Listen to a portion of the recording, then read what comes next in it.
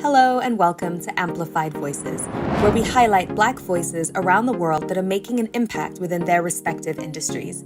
My name is Debbie Alamrew and I'm your host. In this episode, I sat down with Grammy-nominated singer, songwriter, and rapper Maimouna Youssef, also known as Mumu Fresh. We talked about her start in the industry as a little girl, that infamous NPR Tiny Desk performance that went viral, the significant meaning of music to her, and what she's been working on during quarantine. Hello and welcome to Amplified Voices. It is an honor to be joined today by the phenomenally talented, Grammy-nominated singer, songwriter, and rapper, the soulful Queen Maimouna Youssef, aka Mumu Fresh. It is amazing to have you here. How are you? How is quarantine life treating you? Thank you. I'm happy to be here. It's good to see you again. Yeah. Quarantine, has had its ups and its downs, but I'm grateful. Every morning I get up and I do my gratitude walk. I walk through my neighborhood about 4 times, and for every step I'm taking, I'm naming something I'm grateful for. It helps me to keep things in perspective, right? Yeah. There's a lot of things you want to be doing, but you know what, God? I'm grateful that my lungs work. My kneecaps are bending when I walk, my elbows, it's really helped me to keep what's truly important in perspective. And so I love that. All right. Yeah. Now, I know that you go by the stage name Mumu Fresh, but where did that originate from? How did you come up with that nickname? Mumu is what my mother always called me, but the Mumu Fresh, Tariq Black Thought from The Roots is the first person that ever called me Mumu Fresh on stage when I toured with them when I was a teenager. And it kind of stuck. I was like, oh, I like that. That's kind of cool because it's like it pays homage to like the old hip hop, Dougie Fresh and just the use of that terminology, fresh, something's new, like the new. And I was like, yeah, I am the new. So it just kind of stuck. And I think once I used it as my Instagram handle, and the clip from Tiny Desk went viral, that's really when I started using it,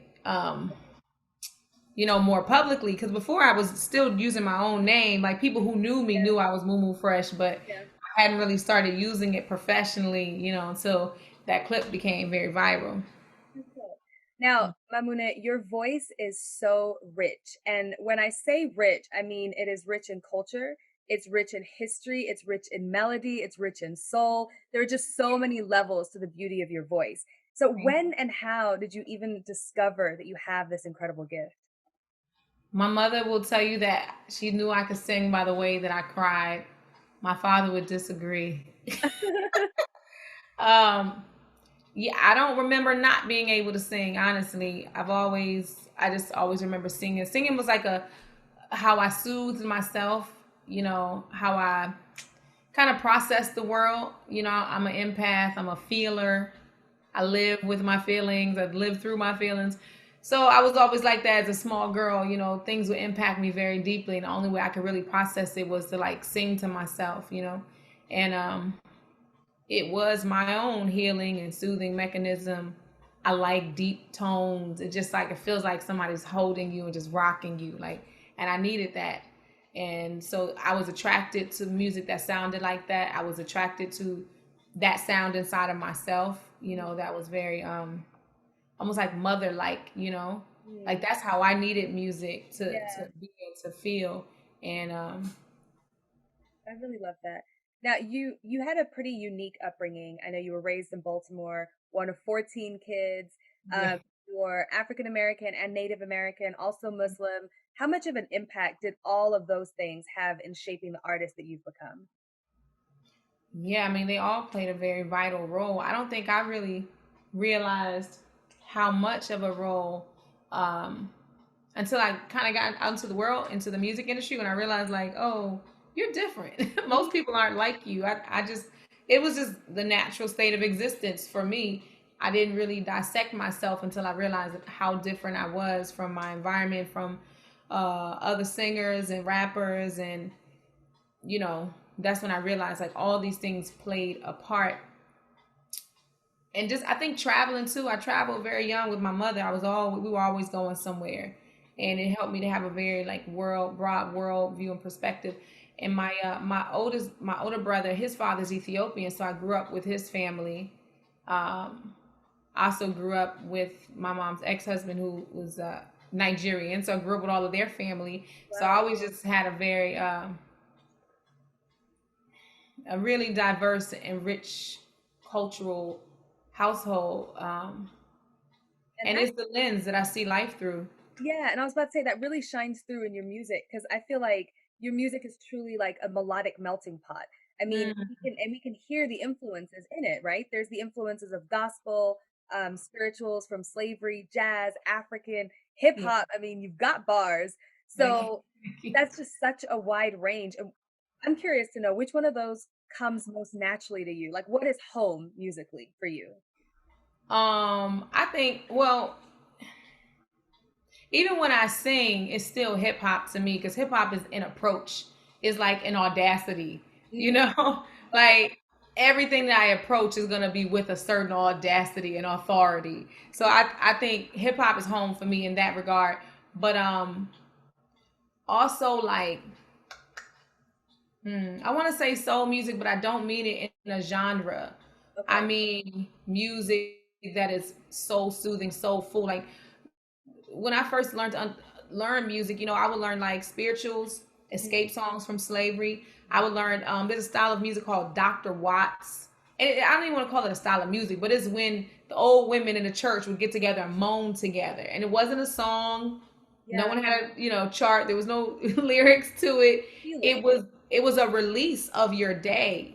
You know, it was gratitude to God. It was a wailing, a restoration of the soul, you know what I mean? Like it was all of those things. Like that really is home to me. I can get on stage and close my eyes and go to a place that has no time or space. It has no scale. You know, it just, that's home. It's color, it's feeling, it's joy, it's pain, it's universal, is understanding, is God. Like, so that thing is larger than a genre. You know, genres were created by like record companies to figure out where they were going to place you in record stores that don't even exist. Like that's their stuff. But sound is, you know, really about connecting to everything that is and ever was. You know, everything on earth has a resonant frequency. It's how crazy is that everything on earth has a sound. The earth itself, the core, has a resonant frequency. The trees have a resonant. These walls, they have a resonant frequency. You know, so to me, it's like, that's when I'm home, when I'm not trying to remember my rap lyrics or remember the song lyrics, or like, I'm not entertaining you. There's a part, I hear something in the music that stops me, that taps into something. It's a doorway. It opens up a doorway, and I know the path. I know how to get there, and I'll feel it like, there's a doorway. There's an entrance to that place that I love to be, and I'll open that door and I go inside of it. And when I'm in there, you know, I'm in there, and I don't leave until I open my eyes, and then, okay, now we back here at the concert venue. I hope y'all had a good time. I did. That's incredible. So when you're writing your music, do you ever find that there are some messages that are better conveyed through song and some that are better conveyed through rap? And how do you make that distinction? For sure. Like, I think when you have a lot to say, hip hop is always easier because you have a lot more bars that you can spit in a quicker time period than when you're singing something. Political statements, I think, are always easier to make rapping because there's already a certain aggression that is a part of hip hop. You know, it's a competitive sport, it's an aggressive sport. Singing is easier when it's more about the vibe. You just creating a vibe. It doesn't really matter what you're saying. I mean, I always make a point to have content to anything I'm saying, but you know, I could sing without saying anything. You know, I can babble something, and if it feels good, it feels good, you know. So I've seen you perform live in Los Angeles, and you opened your set with ancestral spiritual music. And I mean, you honestly had everyone in that place like mesmerized and almost entranced. So what's the meaning behind that for you? So that's a song I learned when I was a little girl. I didn't even know what it meant when I was younger. My mother just sang that song to me. So basically, like, a lot of Native ceremonies, Native language, Native culture was outlawed in the United States until the Freedom of Religion Act was passed for Native American people in, I want to say, 1978. For a lot of Native people, especially if you grew up on the res, you know, you were forced to, even if you didn't, you were forced to go to Indian boarding schools. You were forced to forget your language, have your mouth washed out with soap if you spoke your language. You were forced to become Christian and forced to forget who you were, and forced to like to break allegiance with your people and your culture. Yeah. And to choose American culture, white dominant, you know, Western, you know, what they consider like the popular dominant culture. Like you're forced to assimilate in your thought process. That's why there's this movement to decolonize. And that don't just mean, you know, you have to decolonize everything, your name, your God, your food, your land, your everything, because everything was taken. You know, it was a very insidious and all-encompassing plot to make us forget who we were. And so that song to me as a child was like a rebellion to be able to speak your language when after they said you couldn't. Yeah. And it's a children's song, right? So you're teaching it to babies. It's like when Africans would escape slavery and they would braid food into their hair. You know what I'm saying? Like that's what it's like they're braiding survival land. That's the same thing when you pass these messages down in baby lullabies. It's a song from the American Indian Wars about a woman who's waving her shawl, waiting for her husband to come back home from the war, you know.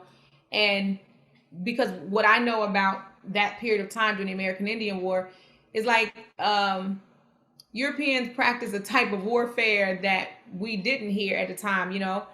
Like they would go to war with the men and then double back and rape the women and children and burn everything up. And like raping women was never a part of like Native culture. You don't rape women and children. If you go to war with men, you go to war with men. But the women and children are off limits. And there was like nothing off limits to European colonizers who came to the United States. So I would imagine she was waving her shawl because they had to hide out somewhere waiting for a husband to come back because they're not safe while they're at war. And so the way I use this like a survival song is a song like in the most quiet way, the most, you know, intimate way, in the smallest way. I have whatever fiber I have left in my body, I'm still here surviving. I'm waiting for you. I'm waiting until we can reunite again, be who we were again. You know, that's how I take it and how I use it. So when I say, you know, I survived the Trail of Tears and slavery, this here is what you call unmatched bravery. Every time I say that, I get chills all over my body because the truth of the matter is like, man, who are we that we can survive all of this and still be sane? Who are we?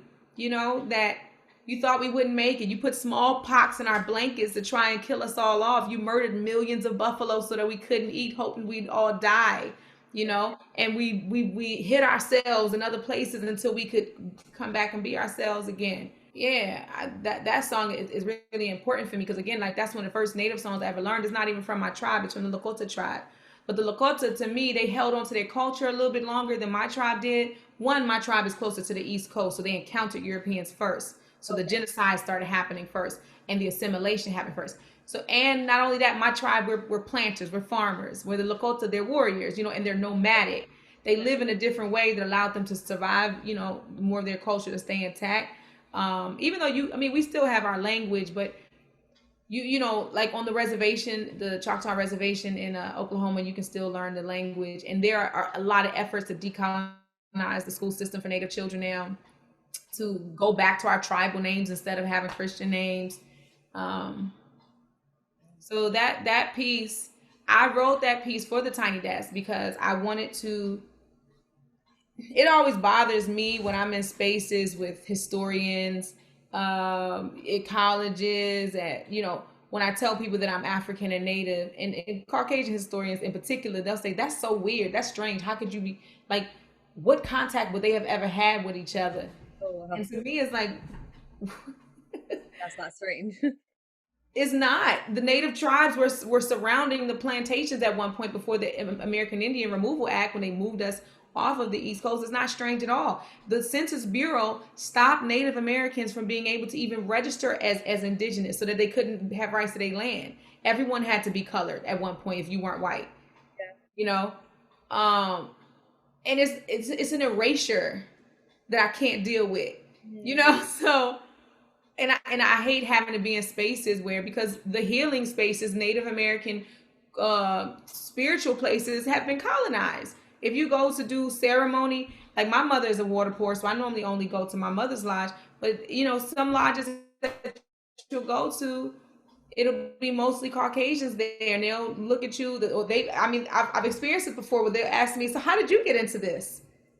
And it makes my blood boil, because without even asking any questions, the assumption is that this isn't for me and it's my culture, you know. But to them, I'm too black for this, or you know, they don't even understand that my tribe came up from the Yucatan Peninsula. We were always brown. You get what I'm saying? We were always dark people, and I am mixed with African American as well, but my people were always brown. And so for them to feel like they have more entitlement to be in that space spiritually than I do is really problematic. But it just irritates me. Yeah. And so, you know, and because in my career, right, coming up in the music industry, there was no space for me to do Native music. Nobody wanted to hear that in the music industry. I couldn't even do African music either, you know. So when I had done background for many years for a lot of artists. When I finally got a chance to speak my own voice for myself and tell you my own story, I want to tell you the whole story. I want to tell you who I am, whether you get it or you don't get it, whether it's weird or not. I got to tell you that this is who I am. This is how I came to be. And that's what that piece was for me. It was like a declaration of my right to exist, you know. And I'm so grateful that people responded to it so positively, because I had no idea. I was like, I don't know if y'all gonna get this or not, but this is my story. Well, I feel like it's one of those things, whether you understand it or not, like music is a feeling, right? So even if you don't understand what you're saying or the background and the history behind it, you feel it regardless. You feel something. Yeah, So that has obviously had a profound impact on your music. Who are yeah. some of your greatest like musical influences? Growing up, so my mother is a music snob, and there was a lot of music she did not allow to be played in the house. Like Oh, I couldn't listen to any '90s R&B growing up. My mom was okay, like, "Nope, it's not good enough. They're okay. not real singers." So we listened to a lot of jazz, like Sarah Vaughan, um, some Ella Fitzgerald, not as much. Some Nina Simone, some Eddie Jefferson, Charlie Parker, Thelonious Monk. We listen to Hugh Masekela, Leta Mbulu, Angelique Kidjo, Fela Kuti, Bob Marley, Sam Cooke, Donny Hathaway, Roberta Flack, Gladys Knight. And so those are all the things I heard my mother play. And then my dad was always really into hip hop. So I would hear Public Enemy, Sister Soldier, Ice Cube. Who else growing up? Mostly political rap. All the rap had to be political in some kind of way. Because both my parents was Pan-Africanists. So they were, even though my mom is Native American, she's a Pan-Africanist. Yeah. So, you know, she had already spent time in Africa, in several different countries. So I'd end up, you know, going to Nigeria, spend time in Nigeria, time in South Africa.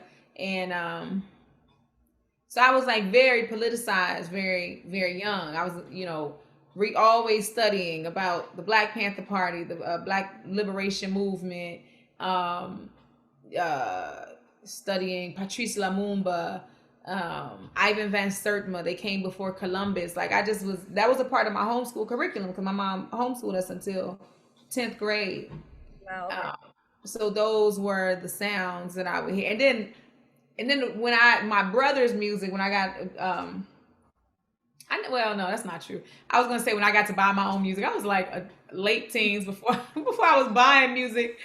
I just had to listen to what my brother listened to, and then I would go to my cousin's house. I could listen to music over there, because my mom was definitely not giving me money to like buy music or whatever. Right. So the Wu-Tang Clan, my brother played the Wu-Tang, Yep. and then I got into Outkast, and I loved them so much that I felt like my life changed when I first heard Outkast. The Fugees, Nas, Jay-Z. Yeah, they were like really a soundtrack to my childhood. I love that all those you can hear the different genres, even your inspirations. It's like now there's this one voice that like exhibits. Right. Now, do you remember your first time performing on stage? And was it one of those were you just hooked, like, from that first moment, you were like, this is it, this is all I want to do? I don't really remember the first time because I started so young. I used to have a group called the Children of Liberation. I was maybe 6 or 7 years old. Oh. But I can't say I remember the first time. I remember the first show I did by myself without my mother. My mother gave me her gig when I was 12 years old. And I remember being very terrified because normally I would perform with her. And that was my first time performing without her. And I performed at the University of Maryland. And, I didn't have a set list. Like, I was like, I don't have enough music to do a whole show. But it turned out really well. People were very receptive, and I think it gave me a confidence boost. Like, I can lead a band. I can be the lead. I can be a band leader. I can do this. I don't know. It made me boss up in a certain way. That I was 12 years old. I think I got paid like $500 to do that show. I was like, what? I love it. That's awesome. Now, one of my favorite songs ever from the Roots is "Don't Feel Right." Oh, thank you. That was my introduction to you back in, I think, wow. 2006. Now, was there a standout moment when you said to yourself, "I'm ready for the spotlight to shine on me alone"? I'm not like a very extroverted person. Like, I'm not that child that's like, "Mommy, look at me, ta-da!" Like, I have siblings like that who are like the center of attention. Yeah. I don't really seek the center of attention. It's a lot for me. I actually don't like it that much. Like, how I view what's happening on stage is an intimate experience that I love. I love the feeling of music moving through me. Mm-hmm. If people enjoy it, and I also like that it benefits other people because I'm a giver. Right. But I can't say, and there are moments where you get into your ego and it's a brazen, bold, you control the stage. But I can't say that the majority of that is not about spotlight though. So I started out as a solo artist, and I started doing background because like that was the way I could go on tours. Right. when the Roots. But I was also the only background singer. So I wasn't a background singer in the sense where I was like in a chorus with other background singers. I was the only one. So I still was kind of like somewhat in the spotlight. I was still rapping on tour with the Roots. Yeah. I was like to Black Thought's hype man, what I mean? And those are my favorite songs. So I'm already, to be a singer, I really was a rapper and I'm really a hip hop artist. So it was a good compliment because it's not like if you were to get a normal singer who grew up singing R&B, it just would be a different feel. It would be a different feel. They wouldn't be able to like ride with the head nod and be such a compliment. Same thing with Common, because I grew up listening to Common's music. I knew all his material before I got the gig. Right. He hired me to do one show as like a feature, and then he was like, "Can you stay on with me and do?" And so eventually I became a background singer. Yeah. But it wasn't like it started out that way. But there was a moment where I was getting so many revelations through song, and I was just having revelations about life and perspective, and I was having just like all these aha moments, like jewels, just like hitting me in the head all the time. And there was a moment where I knew I couldn't sing background anymore because I had to sing my own lyrics. Got it. I had to use my platform to say what God was putting in my heart, and I could not say another person's lyrics no more. And that was hard because I'm good friends with everybody I've worked with, and it's hard to make that transition because that was like a childhood dream for me. Mm-hmm. There was a point where I was on stage with Lauryn Hill, the Mos Def, Kweli, Common, the Roots, like at the same time. Right. And they were like all the people that of my childhood whose lyrics I used to write down and rap in the mirror. And I was like, this is nuts. I'm sitting in my childhood dream manifested. Yeah. So it's hard to be able to say, hey, look, I'm not going to be able to do this anymore, because God is putting something on my heart and I can only say the words that are coming through me to say, that, especially when there's no market. It wasn't like I left because I had like a safety net and I had a label and something set up. I didn't have nothing set up. I was just like, okay, I can't do that no more because God said do this. That's perfect. Now, in 2018, you mentioned this earlier, but you performed on NPR's Tiny Desk alongside Common, Robert Glasper, Kareen Riggins, Black Thought, DJ Dummy. Yeah. But that rap verse went viral. Yeah. Introduced you to a much larger audience, and then you did a second Tiny Desk, which was also huge. So How did things change for you after that? Yeah, that was a big transitional moment. Mm. Mm. It was like overnight, my phone just kept cling, cling, cling, cling, cling, cling, because I just had like 100,000 new followers overnight. It was kind of crazy. More opportunities, Ford called me about doing this commercial for Black women, and everything was different. Everything was different. I was the same, but everything else was different. And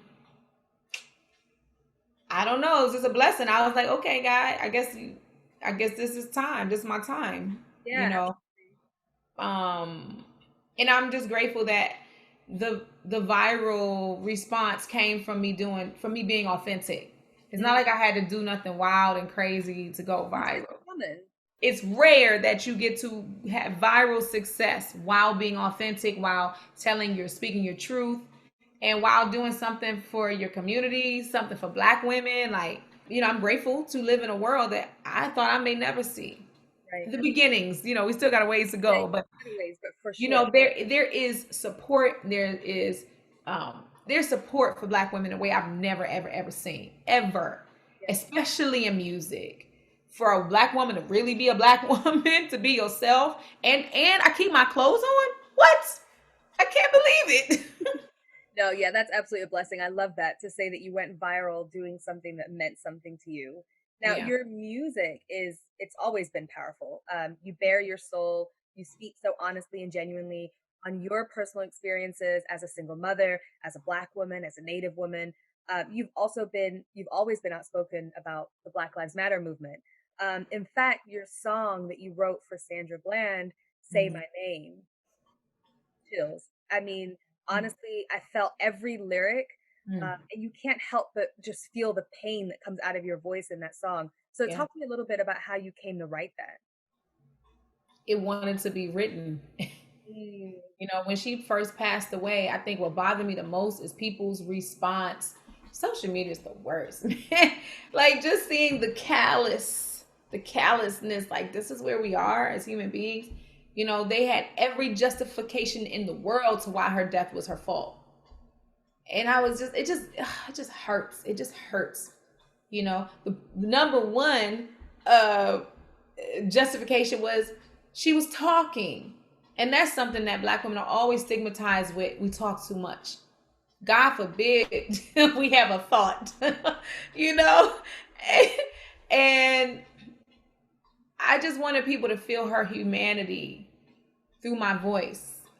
I wanted the person who didn't want to feel to not have a choice but to feel it. I tap into a frequency that grabs you like this, that pulls you in and makes you listen and makes you feel.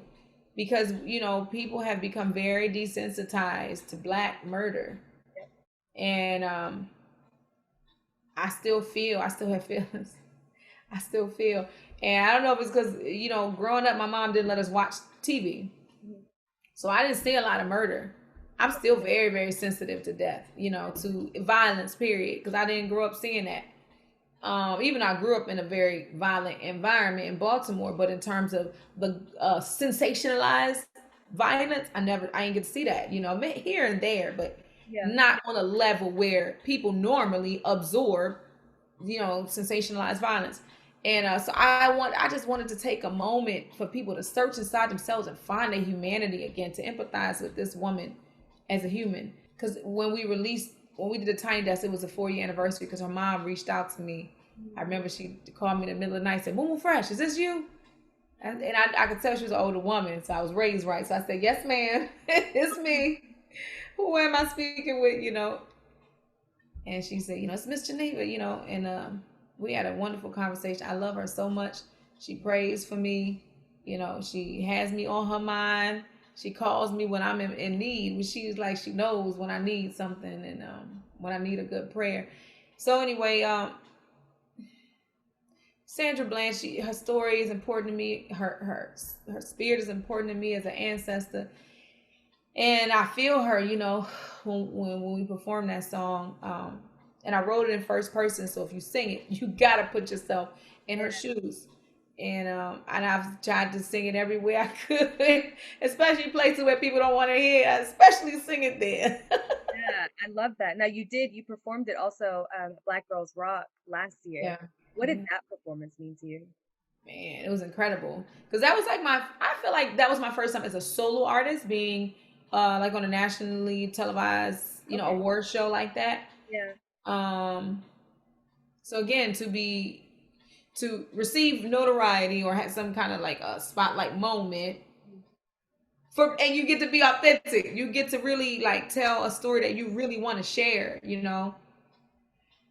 And for the mothers of the movement, they were there, and it was, I mean, it was, it was. I'll be honest, I was nervous. I was nervous because it was.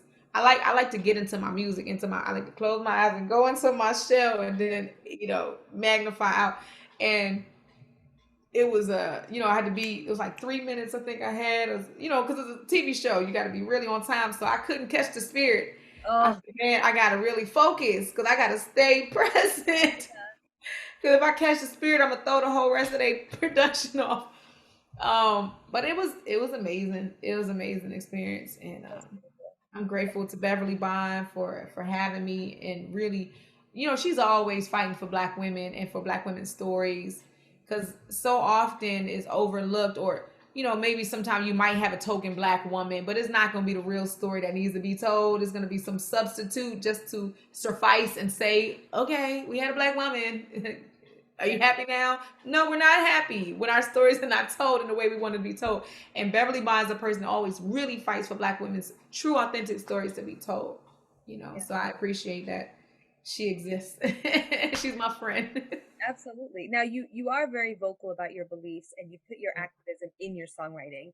Now that isn't something that's typically encouraged. I mean, we touched on that when we said, typically artists that kind of blow up into global sensation, it's because they're talking not about the topics that need to be talked about. Yeah. So how important is it to you to speak about injustices through your music, even though it could hold you back from attaining a certain level of success?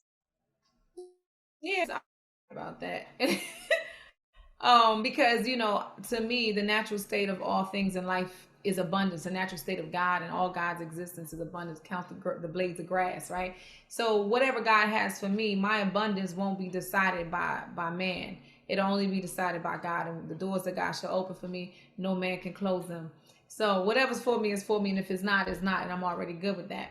I am an activist first, and I mean that I am a person who believes in ma'at, in justice, right? And if you're a person who believes in justice, because you've been that way your whole life.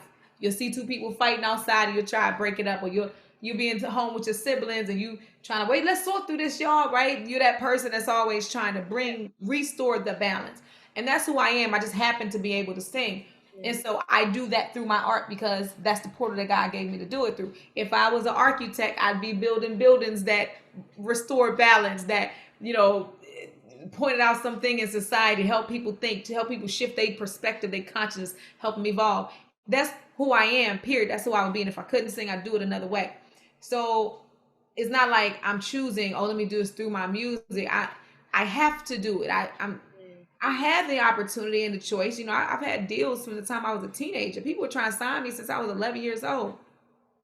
So I've had the opportunity to not do it this way and just make popular music, just make R&B songs about love or dancing, or I don't know, whatever kind of stuff R&B singers make songs about. That stuff don't matter to me. And to me, I was like, when I had the opportunity, I say, I'd rather never sing again in my life than to sing about something that doesn't matter to me and won't change the world. Because what the hell else am I taking up air for if I'm not going to make the world better than the way I found it? That's one of my middle names. Hassan, is to make things better than the way that you found them. And I really, I mean that. I mean that. Like, I literally don't see the point of living if you don't make life better. And so I don't really look at it like, man, if I didn't do this, I could be more successful, because I know I can't not do it. I have to do it. Everything that I'm doing it because I have a calling on my life. I'm committed and convicted. There is no other way for me. And I know that I'm a trailblazer and I'm a door opener. And so because I have the courage to fight, even with the threat of poverty, even with the threat of persecution that was given to me, right? somebody else may not have that same thing. And not only was it given to me, those are kind of parents that raised me. I never seen my parents work a day job. They always did art, revolutionary art. They always, created their own economy. They never got up every day and went to a job that they hated to push a company forward that didn't care about their people and was exploiting their neighborhood and their community. I never seen them do that. So I come from a lineage of trailblazers, and because I know I'm strong enough to withstand the fire, somebody else may not be able to. So if I open this door for you and I take the hatchet and cut down this path for you, it's going to be easier for you to come, because you may not have the same fortitude, because maybe you weren't grown in the same soil that I was grown into. I didn't have no choice but to be like this. Yeah. So I will usher in a whole nother following of young women that it won't even be as hard for them to do what I've done. I love that. And you know what? This all speaks to my next point. I did not know that you auditioned for the first season of American Idol. And now it makes sense because your voice is undeniable. So I would want to ask, how did you not get to the to the final? But go ahead. What was the experience like? Okay. So I won the Baltimore Idol. Okay. And then they sent me out to LA to do, because they were doing a bunch of different regional idols, to choose an idol to come go to LA. And, I went there with my African garb on because I don't care about them and their values. And I want them to know that I resent your cultural imposition on my life. Like, I love that. And they told me I was too ethnic. They said, if we ever hold an ethnic idol, we'll be sure to let you know. But this one is not for you. Yeah. They said, this is not ethnic idol. This is American Idol. And I laughed because I said, I'm indigenous. I'm the only American in this room. The only American. You all are immigrants. I have the blood of this soil in my veins. It's hilarious that I'm not American enough, Wow. And then I just went home because, it didn't make me no difference. I was like, man, y'all bad for my street cred anyway, because I don't got no sense. And, we went back home like, y'all corny anyway. Wow. I know that's just how I think. And so, but what was good about it, and I'm a very strategic person, my point of going on the show was never to win. My point was that I heard on the radio station, they said, if you win the Baltimore Idol, you'll get money, you'll get a car, you'll get to be on television. Like, I was on the radio like 6 or 7 times. I was on the TV station, 5 or 6 times. That I was recording an album. I used the money to finish recording the album. I threw an album release concert, the Fox 45 News at the time, and 92Q radio station. They promoted my show. Hundreds and hundreds of people came out to see a 17-year-old. I had a strategy. It wasn't ever about getting on there, even though, granted, I get that would have had like mass appeal, but I knew I'd had to become somebody else in order to do that, and I was not going to be anyone else. I wasn't going to tap dance. I'm no step and fetch it. So I was like, y'all can have that. I'm over here doing this because I always had an entrepreneurial mindset. We made money. We end up shopping it. We got a deal. That's the way I was thinking, because I was like, I read that contract and I was like, I'm not signing this, the American Idol contract. Yeah. No. I was smart enough, even as a teenager, to know perpetuity. I'm good. No thanks. Most artists want to be famous more than they want to be free. They want to be famous more than they want to be free. And I mean, fame is it's quite a drug. It's the temptation of it. And I'm not saying I'm free from it. There are definitely moments where I'm like, yeah, it'd be better. I would like to be famous, But I have to go about things in a certain way, because I know that I'm not willing to pay the cost that some people are willing to pay. I'm just not. And I know that if I stay steadfast on the journey that God put me on, that all of my needs will always be met like they've always been met. We're in the middle of a pandemic, and I'm good. Yeah. I can only attest that to God. Yeah. I can only say, yes, God, you deliver. You said you know what I mean? You are who you say you are, God. And I'm good. I'm covered in every way possible. Yeah. How dare I complain? I'm covered. I'm good, No, absolutely. Absolutely. Now, we talked a little bit earlier about you being homeschooled. So you're a single mom and an artist. how challenging has it been, or is it, to raise your son whilst touring, doing shows, promoting, all of that? And is he Mhm. homeschooled as well? Does he go on the Yeah, road with you? What is that he's like? home. Yep, he's homeschooled. He's been on the road with me.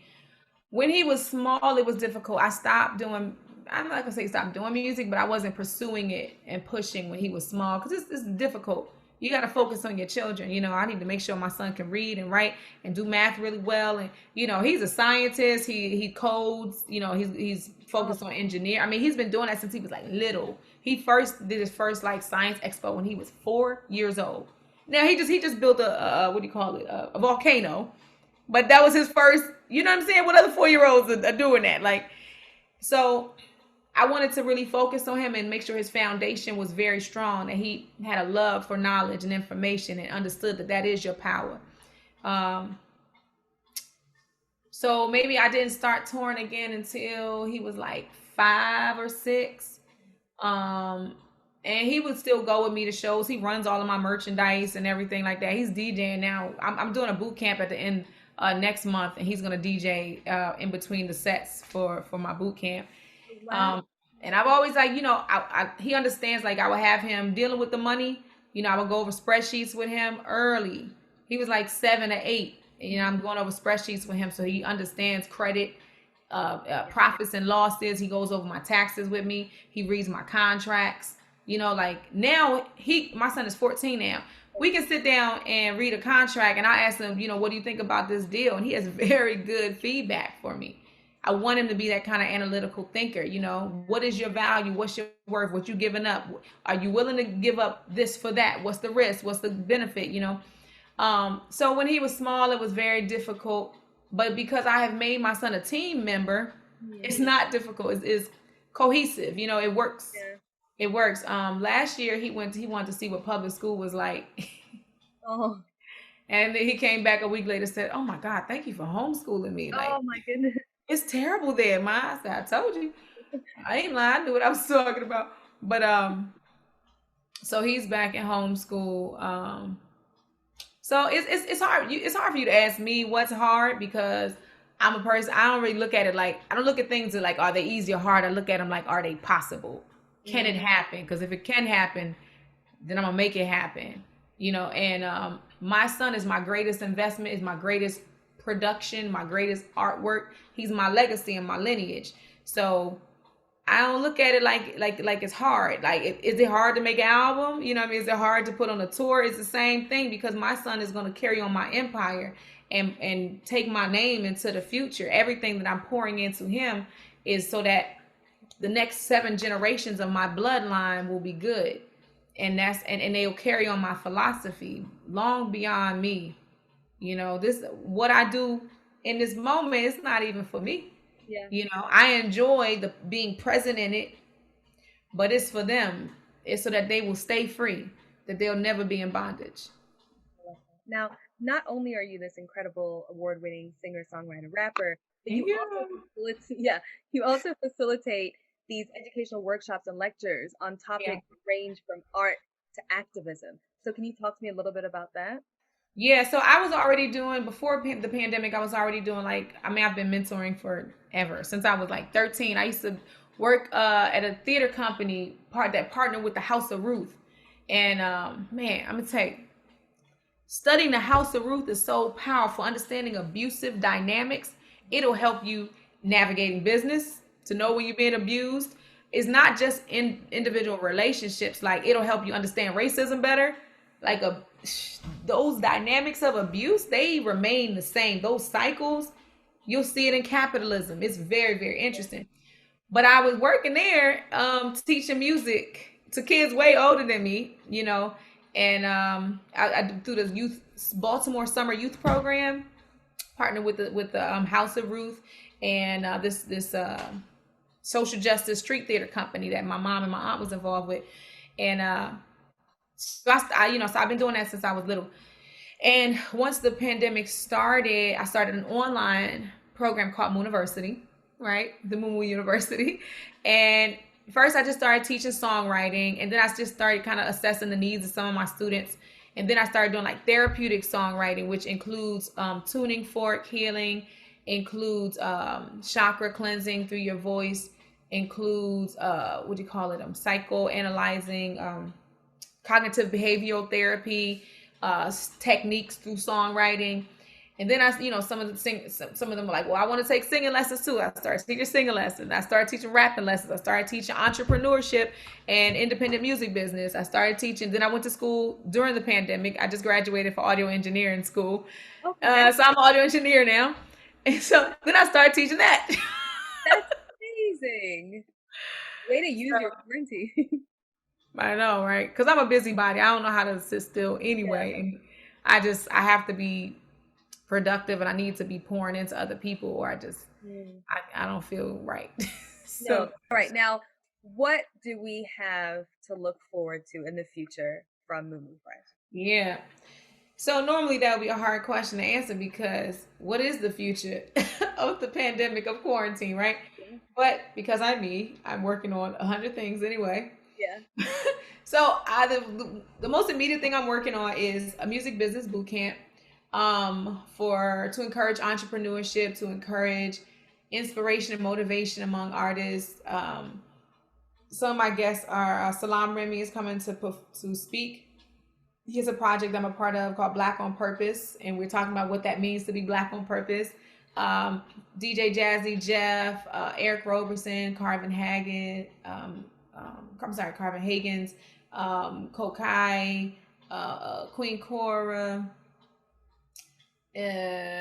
Rants from 1500 to Nothing, 3D Nati, Young Paper Chasers from DC, Lynell Grant from Toby and the Wigways Camp in Houston, KJ Rose, performance coach. I got a rack of people. It's a slew of folks who are, I love them so much, because I just call and they answer. They're like, yeah, of course, I got you. But we're gonna, it's like a 3-day conference. We're gonna have panels. We're gonna have one-on-one conversations, fireside chats. We're gonna have classes on licensing, on vision boarding, on songwriting. It's just gonna be like a playground, a summer camp for the creative who is feeling frustrated right now, or even if you're not. Because a lot of the speakers have been really productive throughout the quarantine. But just, where do we go from here? Where do we set our vision when we don't know what's next? Yeah. When there's so much uncertainty, not just just in the world politically, like we have no idea where our country's headed at all. It's scary. And so that's going to be October 2nd, 3rd, and 4th. Moderated by Sean Glover. Who else? I have like people working on it's so many different things. I'm excited about it. So that's next. I have new music that's coming out. I've been recording with DJ Dummy, with Alamrew, with DJ Jazzy Jeff. I built my studio at home, so I've been recording there. Just a cappella music, healing sound frequency music. And then I'm planning to do like a live album before the end of the year. It'll be a live stream concert, and I'll record it as a live album. Oh, wow. Yeah, so I'm excited about that. So those are the things I have going on. And then we already have most of our shows that were canceled at the beginning of 2020 were moved to 2021. So we do have a tour scheduled already. But we'll see what happens, if we're allowed to travel, or if it's safe, or who knows. I'm just staying open, and that's all you can do. That's all you can do. That sounds like you have a lot on your plate, so there's a lot for us to look forward to. I'm excited. Yeah. Well, thank you so much for chatting with me. Thank you. Absolute honor and a pleasure. And I can't wait to see everything that's coming out this year and in the future. Thank you so much for having me. It's a pleasure to see you again. My pleasure.